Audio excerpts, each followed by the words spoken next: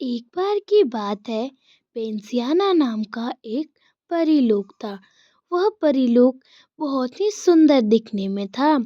उसी परीलोक में बहुत से सुंदर सुंदर परियां रहा करती थी। सभी परियों में अलग अलग खूबियां थी। बहुत सी परी परीलोक में नहीं रहती थी। वह दूसरे परीलोक में जा जाकर सामान खोज कर लाया करती थी। पहली परी जिसने गुलाबी रंग का गाउन पहन रखा है, उस परी का नाम लोटस है। जिसने ग्रीन कलर का गाउन पहन रखा है, उसका नाम ट्यूलिप है। और बाकी कुछ और ऐसे ही परियां हैं। उन्हीं सब परी में से एक परी जिनका नाम रानी परी था, वह सारी परियों की रानी थी। वह सारी परियों को अपने वश में रखा करती थी और वह अपने परी साम्राज्य को अच्छे ढंग से चलाया करती थी। ये सब परियां तो छोटी मोटी और कम खूबसूरती वाली परियां हैं। इन सभी परियों से हटकर एक और परी है जिसका नाम रोजी है। रोजी के घने लंबे घुटनों से भी नीचे बाल थे। आंखें बिल्कुल झील की तरह नीले रंग की थी और वह रानी परी की बेटी थी। वह जितनी सुंदर थी, उनमें उतना ही गुण था। वह सारे काम काज को चुटकियों में निपटा लेती थी। सारी परियों को परी देवता की तरफ से कोई ना कोई वरदान मिलता था। रोजी को लंबे बालों का वरदान था। रोजी के लंबे बाल ही उसकी खूबसूरती थी। रोजी की दो बहुत ही अच्छी दोस्त थी, लोटस और लिली। दोनों काफी अच्छी दोस्त थी। लिली, लोटस, आज आने में बहुत देर कर दी तुम दोनों ने। और ट्यूलिप को साथ में नहीं लेकर आई। मैंने तो कहा था उसे भी साथ में लेकर आना, और देर भी कर दी तुम दोनों ने। क्या बात है? क्या रोजी, तुम्हें भी पता है फिर भी तुम हमेशा ट्यूलिप की साइड लेती हो। तुम्हें तो पता है हमेशा ट्यूलिप तुम्हारे घर में सिर्फ काम निकलवाने के लिए आया करती है। वो तुम्हारे सच्ची दोस्त सच में है नहीं। वो तो बस दिखावे के लिए तुम्हें दोस्त मानती है क्योंकि तुम रानी परी की बेटी हो इसलिए। और तुम इतनी सुंदर भी हो और तुम्हें इतना गुण भरा पड़ा है इसलिए। हाँ हाँ, मैं भी यही कहना चाहती थी। ट्यूलिप तो बस इसी के लिए आती है। वह रोजी को सच्चा दोस्त थोड़ी ना मानती है। मैं तो कहती हूँ रोजी से उससे दोस्ती तोड़ ले, लेकिन रोजी मेरी एक नहीं सुनती। तुम समझ लो रोजी, वो तुम्हारी अच्छी दोस्त नहीं है। वो तुमसे जलती है। वो तुम्हारे अच्छे दोस्त बिल्कुल भी नहीं है। मैंने सुना है वह तुम्हारे बारे में बुरी बुरी बातें करती है। हाँ, बिल्कुल सही कह रही है लोटस। अब तुम समझ जाओ रोजी, हम लोग कितनी बार तुम्हें समझा चुके हैं। अब बस भी करो ट्यूलिप की शिकायत करना। मैंने तुम दोनों के लिए एक ज़रूरी काम से बुलवाया है। चलो बता देती हूँ। मैं तुम दोनों को कल मेरे बर्थडे पार्टी का इनविटेशन देने के लिए मैंने तुम दोनों को यहाँ पे बुलाया है, ठीक है? मैंने सोचा था कि ट्यूलिप को मैं अपने आप से दूंगी इनविटेशन, लेकिन ट्यूलिप तो आई नहीं। तो तुम दोनों ट्यूलिप को जाकर इनविटेशन दे देना कि कल मेरे घर में बर्थडे पार्टी है मेरी, तो वो ज़रूर आए। और तुम दोनों भी आ जाना और अपने पेरेंट्स को भी लेके आना। बिल्कुल एक ग्रैंड पार्टी होनी चाहिए। ऐसा नहीं कि मेरे दोस्त ही मेरी पार्टी में ना आए, ठीक है? तुम दोनों तो पक्का आना और अच्छे से तैयार होकर आना। बिल्कुल लगनी चाहिए कि तुम दोनों मेरी ही दोस्त हो। रोजी लिली और लोटस को अपने बर्थडे पार्टी का इनविटेशन दे देती है। वो दिन भी आ जाता है और रोजी ब्लू कलर का एक सुंदर गाउन पहन कर आती है। तभी लिली कहती है, ओह माय गॉड, कितनी सुंदर लग रही हो तुम। सच में wow, you are so beautiful and happy birthday हम दोनों की तरफ से। चलो चलो बताओ कैसी लग रही हैं हम दोनों। तुम्हारी दोस्त तो लग रही हूँ ना, बताओ। अरे हाँ हाँ, तुम दोनों तो बिल्कुल मेरी दोस्त ही लग रही हो। तुम दोनों इतने सुंदर लग रहे हो। अरे अरे, अब बातें छोड़ो, चलो केक भी तो काटना है। हाँ माँ, केक तो काटना है, लेकिन मुझे थोड़ी बातें और पूछनी है तुम दोनों से। आओ सुनो, ट्यूलिप ट्यूलिप आज भी नहीं आई। तुम दोनों ने उन्हें इनविटेशन तो दिया था, उनके पेरेंट्स और उसे। मैंने तो बोला था तुम दोनों को। हाँ, मैंने इनविटेशन तो ट्यूलिप को दिया था। ट्यूलिप ने कहा भी था कि मैं पार्टी में आऊंगी। शायद वो पार्टी शुरू होने के बाद आएगी। हाँ, उसने कहा था वो आएगी। अब चलो चलो, बातें ही करते रहेंगे, केक भी तो काटना है, चलो। लिली लोटस, रानी परी और रोजी केक कट करने के लिए गेस्ट रूम में जाते हैं जहाँ पे सारे गेस्ट मौजूद होते हैं। कुछ देर में ट्यूलिप भी आ जाती है। ट्यूलिप वही साधारण कपड़े पहन के आती है। उसे रोजी से बहुत जलन था। वह कहती है क्या सुंदर पार्टी है, लेकिन इस पार्टी से ज्यादा सुंदर तो रोजी लग रही है। वो इतनी सुंदर है कैसे? मुझे वो इतनी सुंदर लगनी नहीं चाहिए। काश मैं कुछ ऐसा कर पाती जिससे मैं रोजी के लंबे बाल ही काट देती। इतना सुंदर कोई कैसे लग सकता है? ट्यूलिप अपने आप में ये सोचती है। तभी वहां पर अचानक से रोजी आती है और कहती है ट्यूलिप, आ गई तुम। बहुत देर लगा दी तुमने। चलो पार्टी शुरू हो गई है। पार्टी का मजा तो लो। केक है, कोल्ड ड्रिंक है, स्नैक्स है, नाश्ता है, जो खाना है वो खाओ। अरे अरे रुको तो, खाऊंगी खाऊंगी, पहले पार्टी तो देख लो। अब तुम जाओ, तुम्हारी बर्थडे पार्टी है, गेस्ट भी आते होंगे, तुम उन्हें अटेंड करो। मैं देखूंगी पहले बर्थडे पार्टी को। ठीक है, तुम अच्छे से देखो, तब तक मैं आती हूँ। कुछ और गेस्ट आ रहे हैं, वो मुझे बुला रहे हैं। इंजॉय करना पूरी तरह से दूसरे कमरे में, ठीक है? मैं चलती हूँ। रोजी वहां से ट्यूलिप को ये सारी बातें बोल के चली जाती है। दूसरी तरफ ट्यूलिप कहती है ओ माय गॉड, कितनी सुंदर लग रही है रोजी। इतनी सुंदर तो कोई नहीं है परीलोक में। काश मैं भी इतनी सुंदर होती। ये रोजी इतनी सुंदर है कैसे? मैं इतनी सुंदर उसे दिखने नहीं दूंगी। मैं कुछ ऐसा करूंगी जिससे रोजी की सुंदरता ही छिन जाए। ट्यूलिप नीयत में बिल्कुल भी साफ नहीं थी। रोजी दिल से उसे सच्चा दोस्त मानती थी, लेकिन शायद ट्यूलिप उसे सच्चा दोस्त नहीं मानती थी। ट्यूलिप एक बहुत ही खतरनाक साजिश रचती है, जिसमें कि वह कुछ ऐसा सोचती है जिससे रोजी की सारी सुंदरता बेकार हो जाए और वह बहुत ही बदसूरत दिखे। रोजी का वरदान उसकी चोटी थी, इसलिए ट्यूलिप ने रोजी की चोटी के बारे में ही कुछ सोच रखा था। पार्टी खत्म होने वाली थी। रोजी अपने कमरे में आराम से सो रही थी अपना नाइट ड्रेस पहनकर। बहुत देर हो जाती है, इसलिए रोजी काफी थक जाती है और वह गहरी नींद में हो जाती है। उसे बिल्कुल भी होशो हवास नहीं था कि उसके साथ कुछ बुरा होने वाला है। रोजी सो रही थी, तभी वहां पर ट्यूलिप आ जाती है। ट्यूलिप के हाथों में एक लंबी चाकू थी। वह कहती है हा हा हा, चलो, रोजी तो अभी सो रही है, अभी ही मैं अपने साजिश को अंजाम दे देती हूँ। चलती हूँ, इसकी चोटी ही काट डालूंगी, तब देखती हूँ। ट्यूलिप रोजी के सर के पास जाने लगती है। वह सर के पास जाकर उसकी चोटी को एक बार में ही काट डालती है। चोटी काटने के बाद वह कहती है चोटी तो कट गई, अब कैसे दिखेगी रोजी सुंदर। मैं चलती हूँ, कहीं कोई मुझे पकड़ ना ले। ट्यूलिप बेचारी रोजी की लंबी चोटी काट कर निकल जाती है। वह सोई रहती है। रोजी को तो अपनी चोटी कटने की एक भी भनक नहीं लगती है। वह सोई रहती है। बिल्कुल दिन से रात हो जाती है और रोजी सुबह सुबह उठती है। रोजी सुबह उठने के साथ ही हमेशा अपने बालों को सहलाया करती थी। उसे उसके बाल बहुत प्यारे थे। वह अपने बालों को छू रही थी, उसे बिल्कुल भी महसूस नहीं हुआ। वह देखती है तो वह कहती है अरे, मेरी चोटी किसी ने काट ली।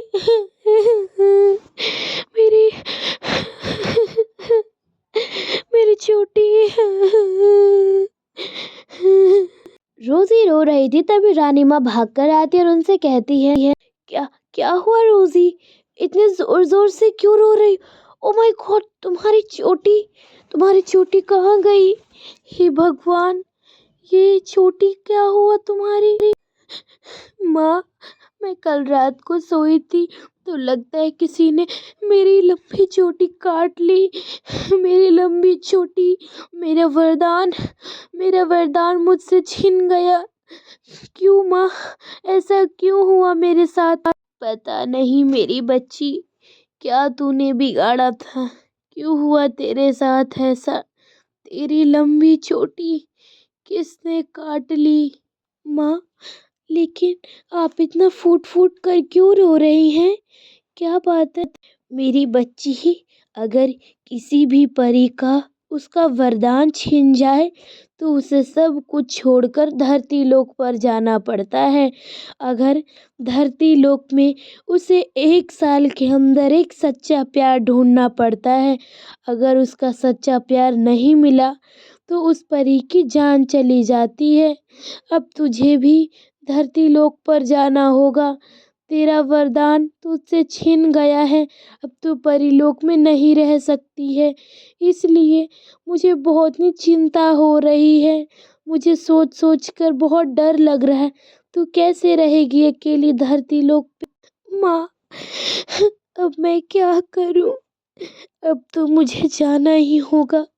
परी के देवता ने ये नियम लागू किया है, मुझे जाना ही होगा। माँ, तू रो मत मेरी बच्ची, मुझे विश्वास है तेरा सच्चा प्यार ज़रूर तुझे मिलेगा 1 साल के अंदर। तू रो मत, रुक जा, मैं तेरे दोस्तों को बुलाती हूँ। आखिरी मुलाकात तो उन्हें करने का हक है ना। रो मत तू, रो मत मेरी बच्ची, सब ठीक हो जाएगा। परी की रानी अपनी बेटी को बहुत सांत्वना देती है ताकि उसकी बेटी को थोड़ा हल्का महसूस हो। कुछ देर में उसकी दोस्त आ जाती है। लिली कहती है, मत रो, मत रो रोजी, क्या हो गया? मुझे भी विश्वास है तुम्हारा सच्चा प्यार जरूर आएगा। लिली, मैंने क्या बिगाड़ा था किसी का जो मुझे इतनी बड़ी सज़ा मिली? मैं तो सबकी भलाई करती रही, सबसे प्यार से बातचीत करती थी, लेकिन मेरे साथ इतना बुरा क्यों हुआ? मेरा वरदान मुझसे छिन गया। मैं तुम सबसे दूर जा रही हूँ। अब मुझे विश्वास भी नहीं है मैं तुमसे मिलूंगी भी या नहीं। तीनों सहेलियां आपस में गले मिलकर फुट फुट के रोने लगती है। पर क्या करे, भाग्य में यही लिखा था कि रोजी को अब धरती लोक पे जाना ही होगा। लिली लोटस बहुत रोने लगती है। उस दिन भी ट्यूलिप उसके पास नहीं आती है। फूट फूट कर वे सब रो रहे थे। हटो बच्चों, आगे से हटो। रोजी को मेरे जादू से धरती लोक पर भेजना पड़ेगा। हट जाओ आगे से, वरना तुम लोगों को भी नुकसान हो। रानी माँ अपने जादू से रोजी को धरती लोक पर भेज देती हैं। सभी लोग बहुत उदास थे। रोजी अब धरती लोक पर धरती के जैसे कपड़े पहनकर मौजूद हो जाती है। धरती पे सब कुछ अलग था। रोजी कहती है, अरे मैं, ये क्या है? ये लकड़ी का क्या बना है? लगता है यही धरती लोक है। यहाँ पर सब कुछ कितना अलग है। यही मेरा घर लगता है। मुझे इसके अंदर ही जाना होगा। और ये कितना सुनसान है। ये जंगल है। मैंने पढ़ा था परीलोक की किताबों में। हाँ, अब मुझे अकेले यहीं पे बिताना पड़ेगा 1 साल। रोजी अपने धरती वाले घर में जाने लगती है। रोजी अपने घर में पहुंचने के बाद वहाँ पे सब कुछ रोजी को बहुत ही अलग लग रहा होता है। रोजी अपने घर को आती है और अपने नर्म गद्दे पर बैठती है। रोजी सब कुछ देखकर बहुत ही अचंभित होती है, लेकिन रोजी को अब 1 साल बिताना पड़ता है और उसे 1 साल के अंदर एक सच्चा प्यार ढूंढना ही होगा। रोजी कहती है, यहाँ पर सब कुछ कितना अलग है। मैं जिस पर बैठी हूँ ये तो शायद नर्म गद्दा है जो परी लोक में भी सारी परियां इसी पर सोती हैं। इसके अलावा मैं तो कुछ भी नहीं जानती। ये काले रंग का क्या है? मुझे बिल्कुल भी नहीं पता ये क्या है। अब मैं 1 साल कैसे भी करके यहाँ पे बिताऊंगी। या तो मैं मर जाऊंगी या फिर मैं जीऊंगी। दिन गुजरते हैं। 1 साल पूरा होने में बस एक दिन बचा था। रोजी आराम से अपने नर्म गद्दे पर सो रही थी। वह सो ही रही थी, तभी अचानक से उसे कुछ गिरने की आवाज सुनाई देती है। वह नींद से जागकर उठ जाती है और कहती है, अरे ये कुछ गिरने की आवाज लगी, कुछ भारी चीज की आवाज थी, मुझे चलकर देखना चाहिए। रोजी चलकर अपने घर के बाहर देखने जाती है। घर के बाहर देखती है कि वह एक राजकुमार बेहोशी की हालत में पड़ा था। सर से खून, आंखों से खून था। रोजी कहती है, अरे ये कौन है? और इनके सर पे तो बहुत गहरी चोट लगी है। कौन है ये? लगता है ये बेहोश है, मुझे इन्हें घर ले जाना चाहिए। हाँ, मैं इन्हें घर ले जाती हूँ, वरना कोई जंगली जानवर इन्हें खा लेगा। रोजी राजकुमार को घर लेकर आती हैं। रोजी अपने रुमाल से राजकुमार के सर से लगा सारा खून साफ कर देती हैं। रोजी को पता नहीं था कि वह राजकुमार है। रोजी कुछ समझ नहीं पा रही थी। रोजी कहती है कि आखिरकार ये है कौन? मुझे तो बिल्कुल भी पता नहीं है इनके बारे में। इनके कपड़े भी कितने अजीब हैं, हम लोगों की तरह है भी नहीं। छोड़ो, जब इन्हें होश आएगा तब मैं इनसे सारी बातें पूछ लूंगी। मैं बाहर चलती हूँ अभी। रोजी बाहर की ओर जाने लगती है। वह बाहर चली जाती है। कुछ घंटों बाद राजकुमार की आंखें खुलने को होती है। राजकुमार बहुत ही बेहोशी के हालत में थे। राजकुमार को कुछ समझ नहीं आ रहा था। राजकुमार अपनी बेहोशी की हालत से ठीक होते हैं। राजकुमार की भी आंखें झील की तरह बिल्कुल नीली थीं, बिल्कुल रोजी की आंखों की तरह। राजकुमार रोजी के नर्म गद्दे पर आराम से बैठे होते हैं। कुछ देर में वहां पर रोजी आ जाती है। राजकुमार रोजी को देखते हैं और रोजी राजकुमार को देखती है। दोनों टकटकी लगाकर आपस में एक दूसरे को देखते हैं। कोई कुछ नहीं बोल रहा होता है। राजकुमार को एक ही नज़र में रोजी से प्यार होने लगता है, लेकिन राजकुमार कुछ कह नहीं पाते हैं। राजकुमार बिल्कुल लगातार देखे ही जा रहे थे। सुनिए, आप राजकुमारी हैं। आप इतनी सुंदर, आपकी आंखें भी मेरी तरह बिल्कुल नीली हैं। जी नहीं, मैं तो साधारण सी एक मनुष्य हूँ। मैं यहाँ पर रह रही हूँ 1 सालों से। अब बस मेरी एक दिन की जिंदगी है। वैसे यहाँ पर मैं अकेली ही रहती हूँ। और ठीक है, अब मेरे घाव पूरी तरह से लगभग ठीक ही होने वाली है, तो मैं ऐसा करता हूँ, मैं चला जाता हूँ अपने घर को, वरना मेरे पिताजी मेरा इंतजार कर रहे होंगे और मेरी खोज करवा रहे होंगे। मैं पास वाली मिथ्या नगरी का राजकुमार हूँ। मेरे पिताजी बहुत परेशान हो रहे होंगे। मैं जाता हूँ अब मेरे घर को। मेरा घोड़ा भी यहीं कहीं होगा। नहीं, आप अभी मत जाइए। आपके सर पे चोट, अभी मैंने खून को तो साफ कर दिया है, लेकिन अभी भी चोट थोड़ी गहरी है। आप यहीं पर मेरे घर में एक दिन के लिए रह जाइए, जब तक आपकी चोट ठीक नहीं हो जाती। आखिरकार हम आपके राज्य में रहते हैं, तो आपकी सेवा करना तो हमारा धर्म है। तो ठीक है, आप जैसा कहती हैं, मैं रह लूंगा एक दिन। ठीक है। राजकुमार रोजी के घर में रहने के लिए राजी हो जाते हैं। राजकुमार रोजी से बहुत प्यार करने लगते हैं। पहली नज़र से ही रोजी के दिल में भी उनके लिए प्यार छिप गया था।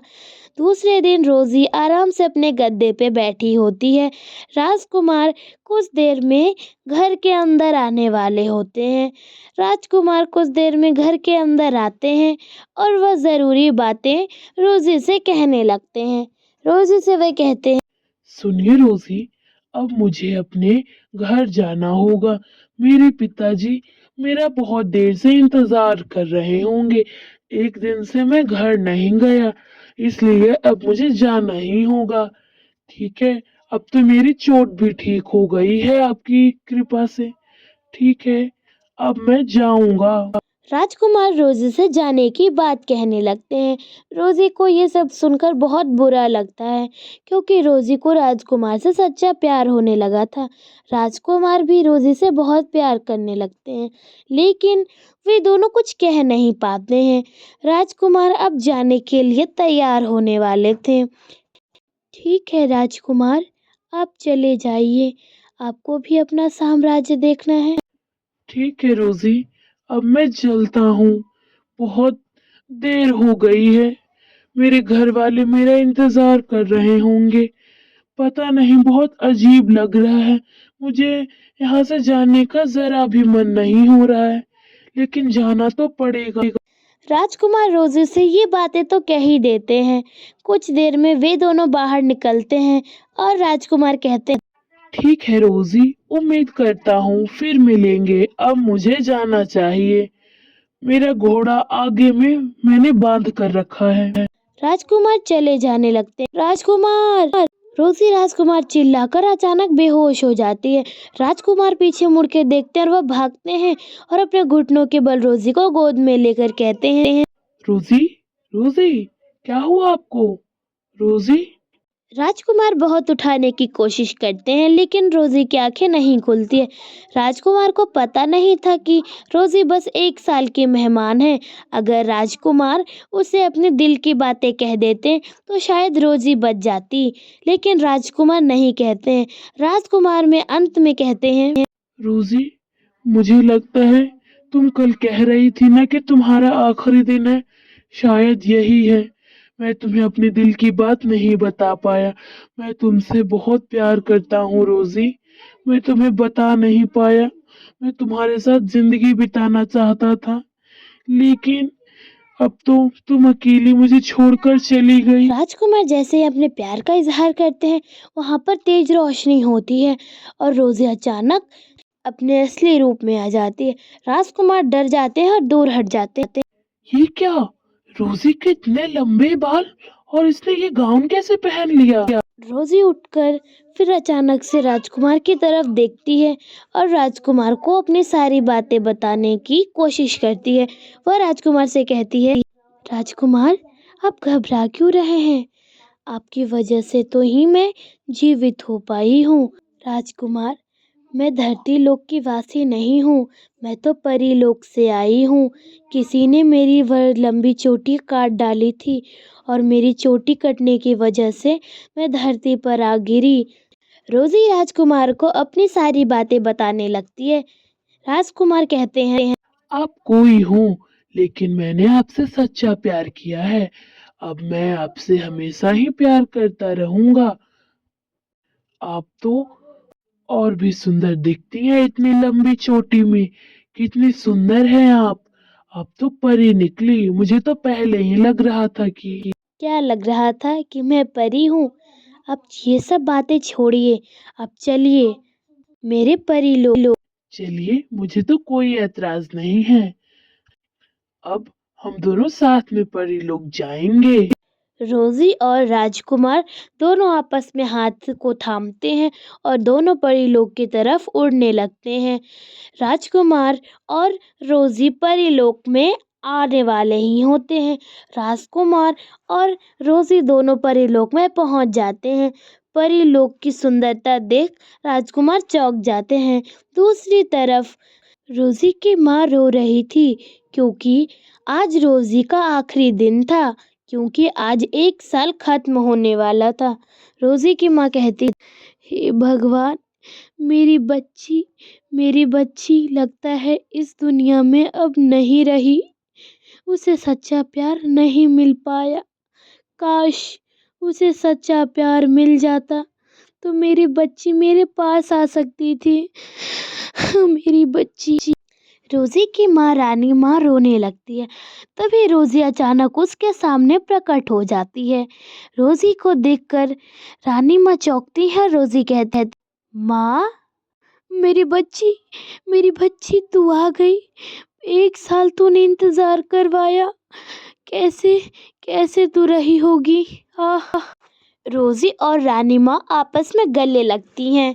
रोजी और रानी माँ दोनों खुश थी। रोजी कहती है, माँ, आपको विश्वास था ना कि मुझे सच्चा प्यार मिलेगा, तो मुझे सच्चा प्यार मिला है। आप बिल्कुल भी घबराइए मत। राजकुमार रोजी के कहने पर कुछ देर में वहां पर राजकुमार उड़ के आने लगते हैं। राजकुमार वहां पर पहुंच जाते हैं। नमस्ते रानी साहिबा, आप कैसी हैं? ठीक तो है ना? आप मुझे क्यों नमस्ते कह रहे हैं? मुझे तो आपको नमस्ते कहना चाहिए। आपकी वजह से ही मेरी बेटी आज जिंदा है, वरना आज हम माँ बेटी कभी मिल नहीं पाते, सिर्फ आपकी वजह से। ये तो आपका बड़प्पन है रानी साहिबा कि आप मुझे इतना बड़ा मानती हैं। मैं तो कुछ नहीं, मैं तो सिर्फ रोजी से बहुत प्यार करता हूँ, इससे ज्यादा कुछ नहीं। कोई बात नहीं माँ, अब ये सब बातें छोड़िए।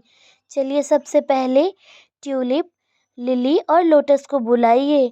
वे तीनों, क्या तुम ट्यूलिप के बारे में एक बातें भी मत कहना। ये सारा काम ट्यूलिप का करा धरा है। उसने ही तुम्हारी लंबी चोटी काटी थी, क्योंकि वह तुमसे जलती थी। लिली लोटस तुम्हें कितनी बार समझाते थे कि वे तुम्हारी सच्ची दोस्त नहीं है, फिर भी तुम उन पर विश्वास नहीं किया करती थी। अगर ट्यूलिप तुम्हारी सच्ची दोस्त होती तो वह तुम्हारे साथ ऐसा कभी नहीं करती। ट्यूलिप ने तुम्हारे साथ ऐसा किया, इसलिए मैंने ट्यूलिप की सजा के तौर पर जिंदगी भर के लिए उसे धरती लोक पर भेज दिया है। रानी ये बातें कहती हैं। कुछ दिनों बाद राजकुमार और रोजी की शादी हो जाती है। दोनों बहुत ही खुशहाल तरीके से शादी करते हैं। दोनों बहुत ही खुश होते हैं। तो देखा दोस्तों, कैसी लगी ये कहानी ज़रूर बताइएगा एंड सब्सक्राइब।